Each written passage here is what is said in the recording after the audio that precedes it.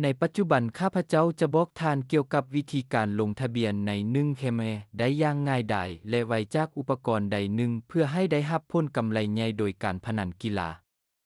เปิดตัวท่องเว็บในโทรศัพท์หรือคอมพิวเตอร์ของทานพิมพ์1 เคมในแท็บค้นหาและไปที่เว็บไซต์อยู่ที่นั้นทานจะเข้าไปในเมนูหลักเลือกปุ่มลงทะเบียนข้าพเจ้าแนะนำให้ทานเลือกทางเลือกอีเมลเพราะว่านี้แม่นการลงทะเบียนอย่างเต็มที่กับการปกป้องข้อมูลของทานในที่นี้ทานเลือกประเทศสกุลเงินภาคพื้นใส่ที่อยู่อีเมลของทานชื่อนามสกุลและเบอร์โทรศัพท์สำหรับการปกป้องสร้างรหัสผ่านที่เข้มแข็งและใส่รหัสโปรโมชั่น8โวลต์ซึ่งให้